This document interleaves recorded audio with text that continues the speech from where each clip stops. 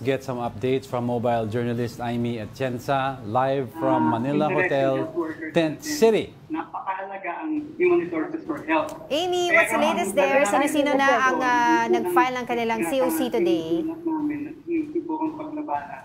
Yes, Angela, Diego, ayun nga, kanina, nabanggit lang natin na may supporter si Benhur Abalos sa may Quirino Grandstand. Pero ngayon, ay nakita na natin siyang mag-file ng kanyang COC.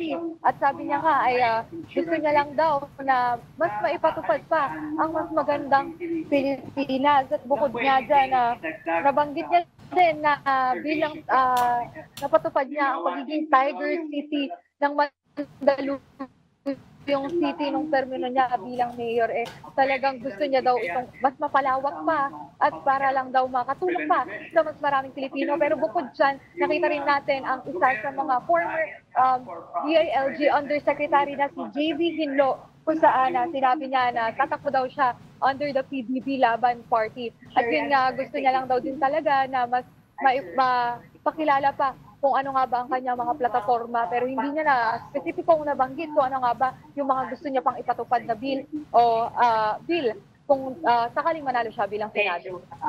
Bukod dun sa mga nabanggit mo, Amy, meron ka pa bang mga naririnig na mga personalidad na aasahan natin magpa-file ng kanilang o maghahain ng kanilang COC today? Yes, sa Senado, wala pa tayong balita kung sino nga ang mga magpa-file pa ng kanilang COC. Pero ngayong paparating na tanghali o hapon, abangan natin kung magpa-file ba ng COC si Attorney Sel Jokno para sa Akbayan Party List. At yun lamang sa ngayon, Angela, Diego. Sige.